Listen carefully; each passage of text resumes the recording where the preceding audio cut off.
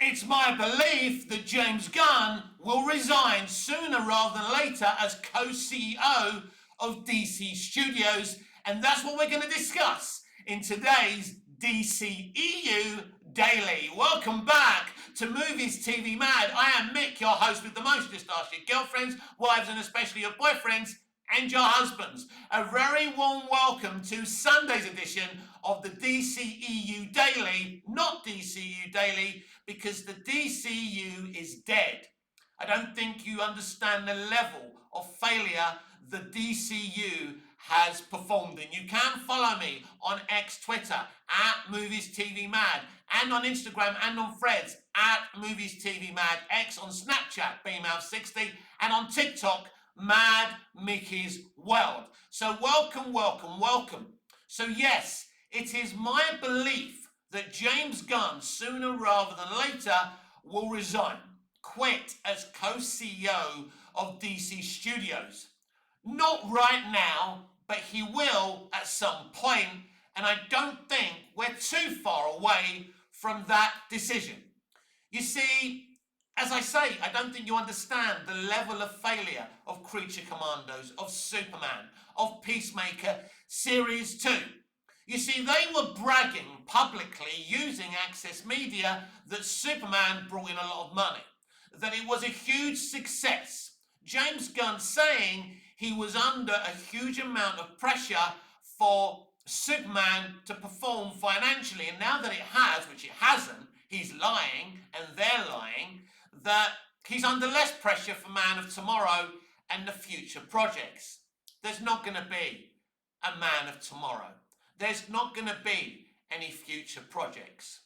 I even believe that Lanterns and Supergirl are actually in doubt of being released. And as I said the other day, wouldn't surprise me if they're given a tax write-off by Zaslav. We will see. The DCU is finished. That's why it's no point me calling these daily videos the DCU Daily. The DCU is dead.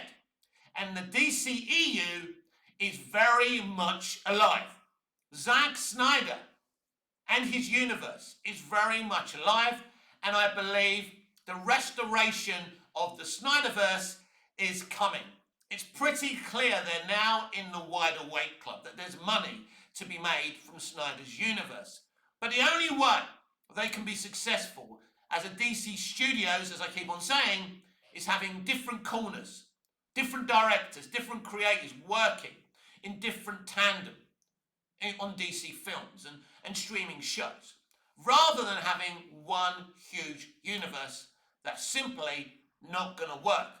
James Gunn or whoever could have been successful doing this, but not the way Gunn's done this. James was under, as I say, immense pressure for Superman to be successful. But even in the standards of James Gunn, Superman isn't a good movie. Some people just don't perform well under pressure. And it's clear that James didn't perform very well under pressure. He couldn't handle the pressure that Zaslav put onto him. Now, Dick Donner, who was under much more pressure from the Salkinds to make a great Superman movie, to cut the costs, actually performed well under pressure. It was difficult for him. He found it difficult, and the Salkinds were near impossible producers to work with, to work under. But Dick made a great movie because old Hollywood was different. They worked under different pressures because they didn't have IMAX cameras that they were stroking as pets. That's one of the problems I find today. Got people like Nolan, who I love, but they're obsessed with their tech. You know, that's my problem. And it's like, oh, my IMAX camera, it's so amazing. Fuck your IMAX camera, make me a great movie. So Gunn didn't handle working under that immense pressure of Superman needing to make $750 to $1 billion, which it didn't. And it's also a lot easier to fabricate the box office domestically than internationally. It's near impossible to fabricate the box office internationally. Hollywood don't really have any control over the international figures that come out publicly. But domestically, they can fabricate those figures. I believe that Superman's global box office was 315 million and not 615 million. Because I believe, I can't prove this by the way, so I'm only alleging this before anyone threatens me with suing me, but I'm alleging this that yes, they fabricated the domestic numbers. Superman was not a financial success. But even if the 615 million they claim they made is the truth, it still didn't make a profit. 615 million is a hell of a lot of money. But when you spend 225 million on the production budget, which could have been more, much more than that, we don't know, and then 125 million on marketing, and you bring in 615 million, it doesn't compute. Considering you have to give half of what you bring in to movie theatres, right? So, and different entities.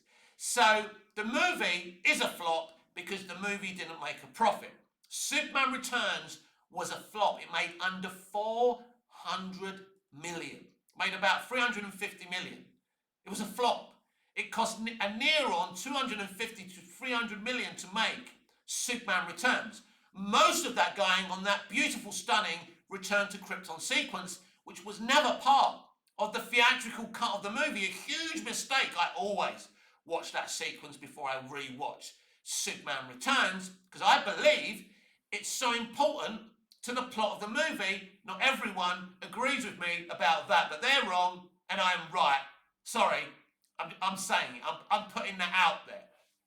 So these are part of the reasons why I believe that James Gunn will resign as co-CEO of DC Studios, because the DCU has been a calamistic, I don't even know how to say the word, right? It's basically been a calamity. The DCU has been a calamity. It's been a failure on every single level, creatively and financially.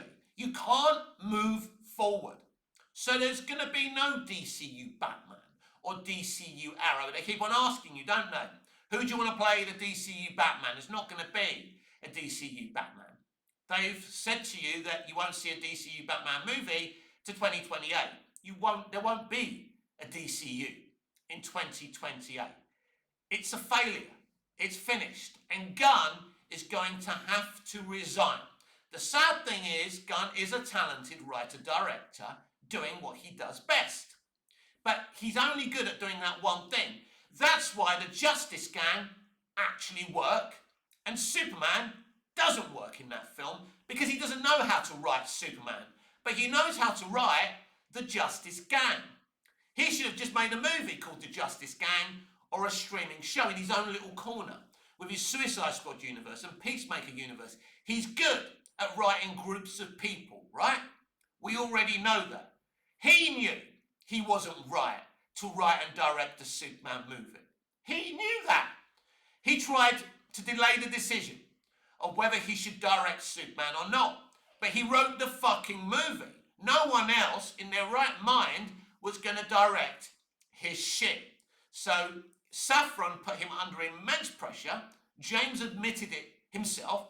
And in the end, he had no choice but to direct this movie. It's insane to me that Zaslav gave him the co-CEO of DC Studios gig based on the Superman script. I don't know what script he was fucking reading. It must have been Tom Mankiewicz's Superman 78 screenplay. It must have been the Man of Steel screenplay, because no competent CEO of a huge company like Warner Brothers Discovery looks at that script and goes, yeah, that's good. There was another problem during the production of Superman. He had Zaslav breathing all over him. He wanted this changed, he wanted that changed. So it was never really the movie that James Gunn wanted it to be. They cut it down to around 2 hours, which was also a huge problem. We've catalogued all these issues. Ultimately, the DCU has been a disaster. An absolute disaster. There's no coping for this, right? The Gunn stands can say what they want. They can keep on shitting on Zack Snyder. That Truth 31 geezer doing a video saying that Zack Snyder was clowned on social media for releasing that picture of Henry. He wasn't clowned. The only people being clowned the bullshit 31 are you lot. Your time is over. What are you going to do with your YouTube channel once James Gunn resigns and quits? When there's no DCU? What are you going to say? How are you going to react to this? Because these are the realities of the situation. And it was always going to end up this way. Because a director shouldn't be a CEO of a fucking studio. A director shouldn't be making business decisions. And I know, yeah, Safran's supposed to be the business side of this partnership, but he is fucking useless as well. He is a calamity. He stood out there when he was, fielding the press when they released their original slate and said, yeah, David Zaslav was right to cancel Batgirl. We discussed that yesterday. Even if you think that, you can't be saying it fucking publicly, because writers and directors and actors are seeing you say that and they're thinking, we don't really want to work with these fucking people. When you look at the casting of Superman, Nicholas Hoult and the lady whose name escapes me now, who played Lois Lane, are quite notable actors. But it was kind of telling that the rest of the actors weren't that notable, were they? Bradley Cooper is a mate of James Gunn's, and that's the only reason that he came in the final hour to play Jor-El, because Gunn was trying to get bigger names to play Jor-El, like Tom Cruise. Do you remember that rumour, which I believe to be true? No one wanted to be involved with this shit show. The DCU is an utter shit show. It's a failure. It's finished. There is no future for it. And James Gunn will resign. He will resign. It's inevitable. You heard it here first. Nobody's told me this. But I understand the industry. And it's simple economics, people. Superman didn't make any money. Peacemaker 2 didn't make any money. Creature Commandos didn't make any money. It's not successful. Not enough people are interested in what Gunn's doing. Ultimately, Superman doesn't matter. In 5 years' time, people are not going to be talking about that film like they are talking about Man of Steel. Some people love Man of Steel. Some people hate Man of Steel. There's passionate discourse about that movie. There's not really passionate discourse about Superman. Not really. It's not a good movie. It's not a good Superman adaptation. It's as simple as that. And people like Blu-ray Angel can keep on going just so he can get some interactions and make more money on the name of something he doesn't care about. That's right, everyone. Blu-ray Angel doesn't care about movies. When you've seen him cry before, that's bullshit. He's another bullshitter making money on something that we love, but he couldn't give a shit about. People like Matt Ramos, aka Soups. He's not a real nerd. He's an influencer. He took advantage of a situation, and congratulations, young man. You did well out of it. But you're not a nerd. You're not really a Superman fan. You're just another con artist. But we're not con artists. We're here for real. We love this shit, don't we? We love comic books. We want to see great comic book movies. And James Gunn should absolutely have a corner in the DC universe doing the one thing he's good at, but he shouldn't be a CEO of a fucking DC Studios, which sadly is merely a logo. DC Studios should be a real studio. It should be making really, really good things. James Gunn cancelled Superman and Lois. He's been fighting to make sure that Constantine 2 doesn't happen. These are the realities of the situation. And one thing about modern day Hollywood is they never admit when they make a mistake. As we saw when we read out the other day, the quote from Andy Muschietti about The Flash. He says he loves the movie. How can you love that? How can you love that movie, Andy? You're lying. We worked hard on it. Lots of people work hard in the different fields and jobs that they work in. But if they do a bad job, they pay the ultimate consequences.